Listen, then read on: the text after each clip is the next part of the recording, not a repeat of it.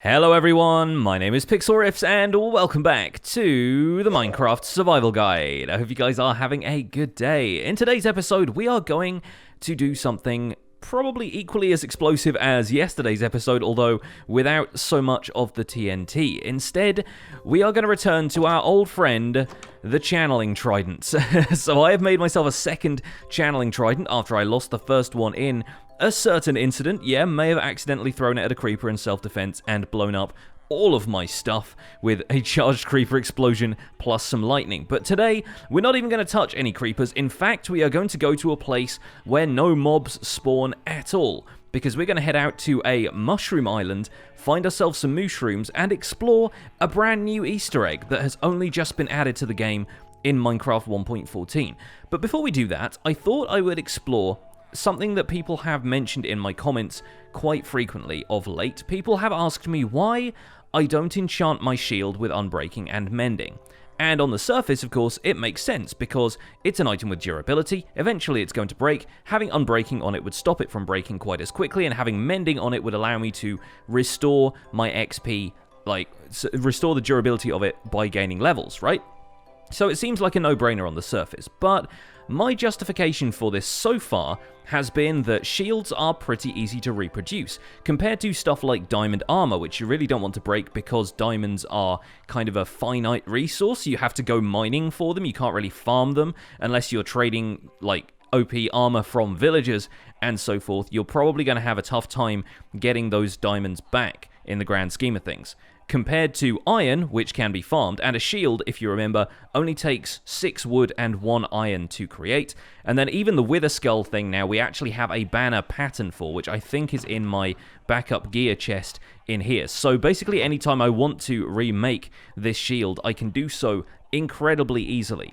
However, I felt like some people in the comments had a bit of a point when they were like, you've got tons of mending books, you've got tons of unbreaking books now, why not? in the grand scheme of things, like, what have you got to lose? And while having another mending item probably means that, like, more levels are going to get channeled into that while I'm trying to repair my other tools, we may as well actually enchant the shield with Unbreaking and Mending to prove that we can. So I'm going to first off point out that shields cannot be enchanted in an enchantment table. Like, I'll put some lapis in there just to prove that, if I've got any lapis. Hello, there it is, yes. I'm going to put it in the enchantment table to prove that you cannot enchant a shield just standard in an enchantment table. It doesn't really work that way.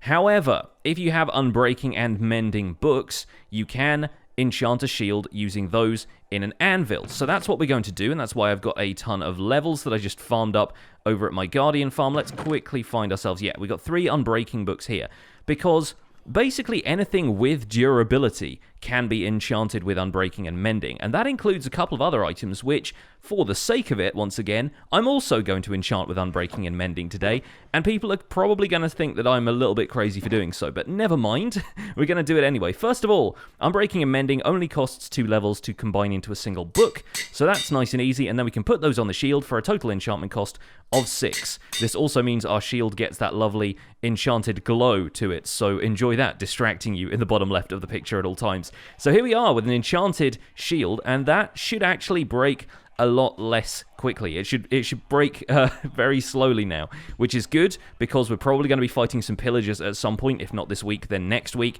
and I kind of need my shield to be at full capacity at all times. So it kind of makes sense to at least have Unbreaking on it, and Mending is kind of the icing on the cake. Next up, another item with durability that we can enchant with Unbreaking and Mending is a set of shears. And normally I resist enchanting shears at all because they are so easy to break. You can shear leaves almost instantly, and with Unbreaking, obviously, those shears will last a lot longer, but they don't have a great deal of basic durability to begin with. If you take a look at a set of shears, let me find a nice tree that I don't mind chopping down. Here we go, actually, we may as well reclaim all of the leaves from over here at the TNT tree farm. Let's just tear through this entire batch of leaves, and once we're done breaking them, you will see that the shears have actually reduced in durability quite a bit. 238 durability is not much when you can break blocks this fast. In fact, if you get one of those large oak trees, I'm fairly certain that those generate with about 200 leaves on them, so taking down an entire large oak tree, like the largest oak tree that you can generate, is probably going to burn through a full set of shears. pretty quickly.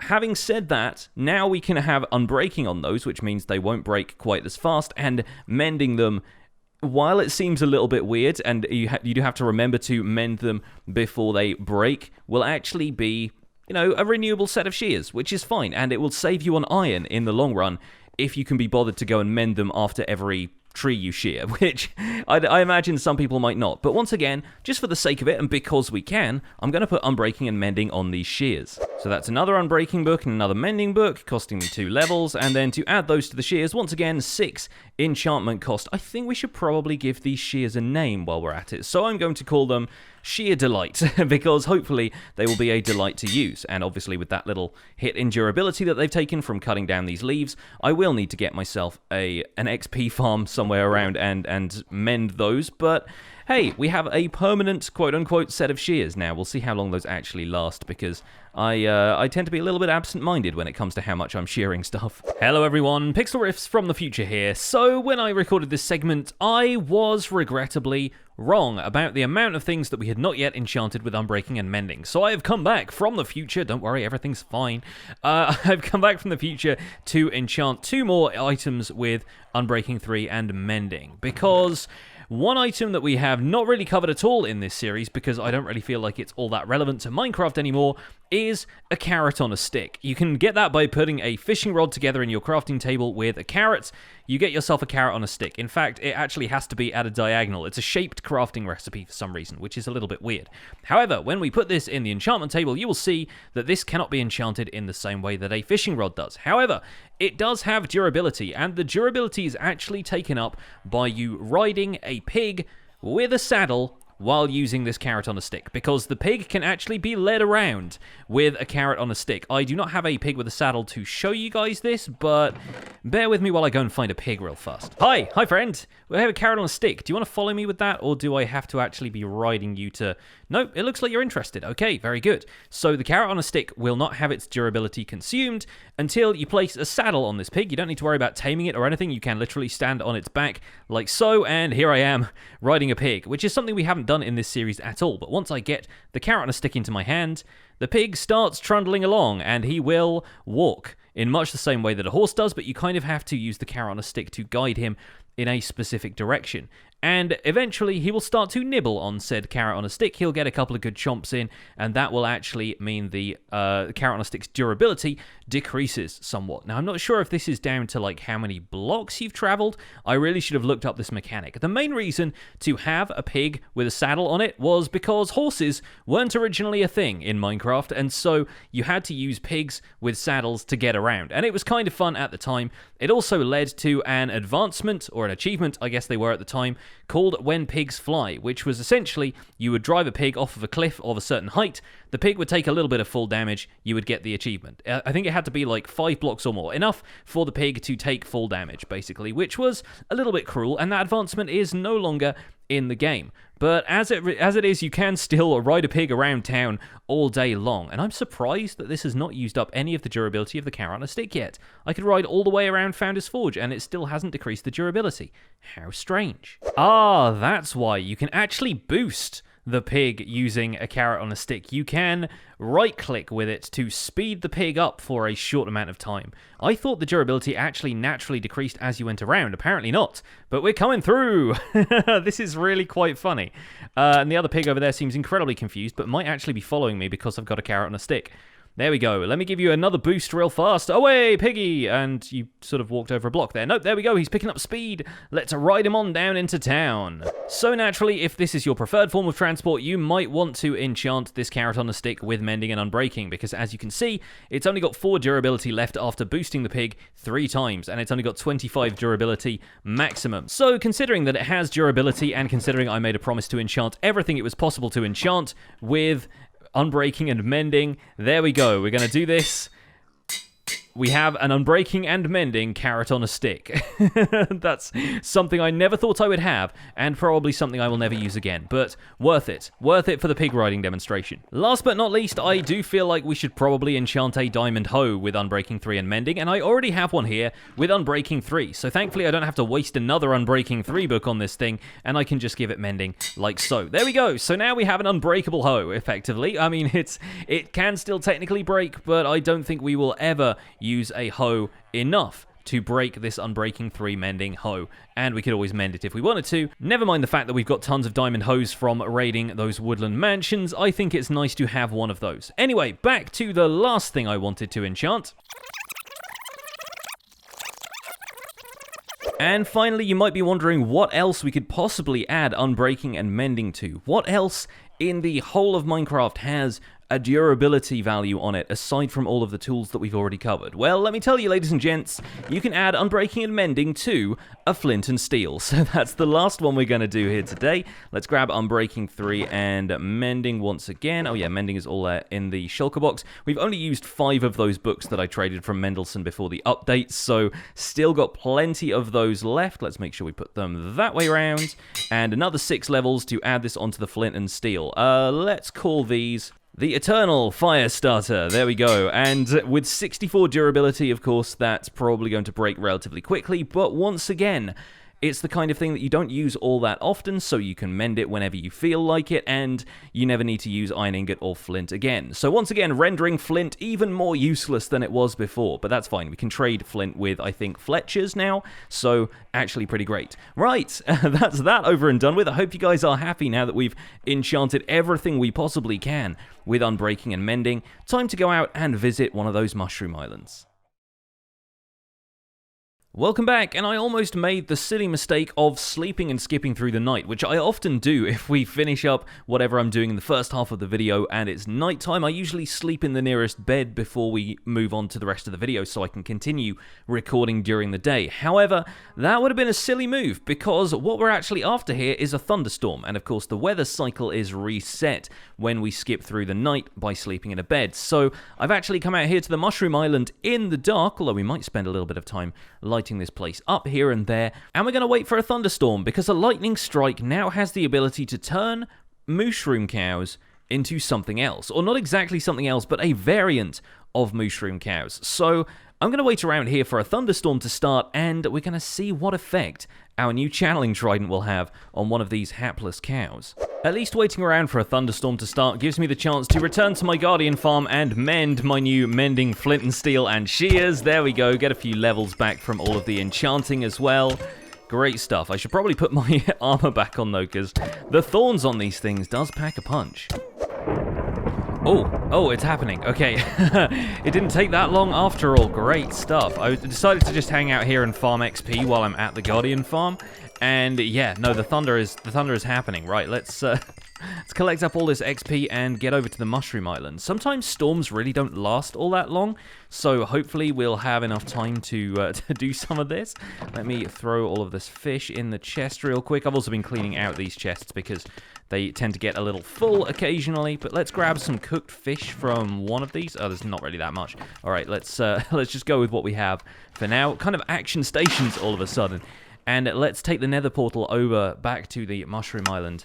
And yeah, let's take advantage of this storm while we can. Now, while it is still possible to do this with natural lightning strikes, of course, it's going to be much easier to see this effect in action if you have a channeling trident. So I'm going to take square aim at some of these cows.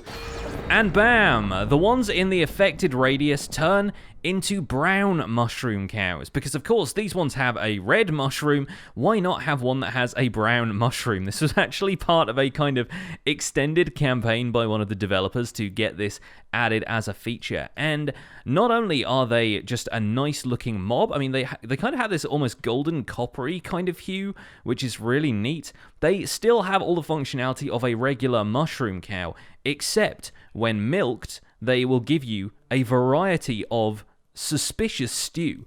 if you feed them a flower first. So instead of just getting mushroom stew from these guys, what you're actually getting is a chance at a suspicious stew. Now I'm going to convert a few of these if I can, as long as my aim is a little bit better.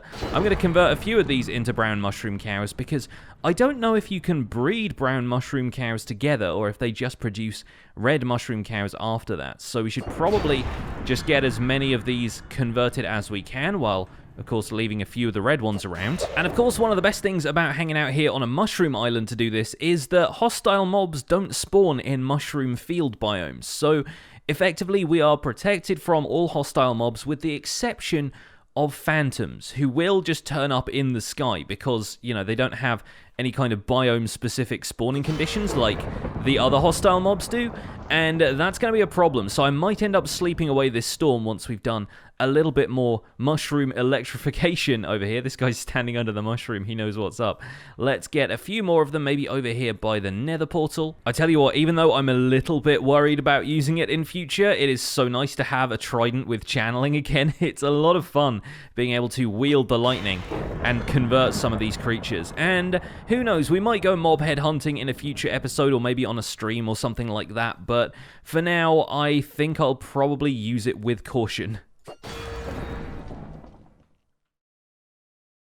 And good morning! I decided to go back to the farmhouse to gather a few things and sleep the storm away. Much as it would have been great to go around collecting charged creepers, I didn't really feel like pushing my luck. So what I've decided to do is come back here with a bunch of stuff in my shulker box here. I had a few of these things already, but I thought, why not grab a name tag for each of these mushrooms? That way, once we start getting suspicious stew out of them, we can actually understand which suspicious stew we're going to be getting from each mushroom cow. And I figured I'd bring some fences, some leads, and so forth, so that we can make a little corral over here and fence them all off into individual stations where we can milk them for the suspicious stew of choice. That way we can come back here anytime we want it and just get an infinite supply instead of having to craft the stuff on the go. So we're going to start off by seeing if we can breed these guys. They do seem to be interested in wheat, much like the standard cows are.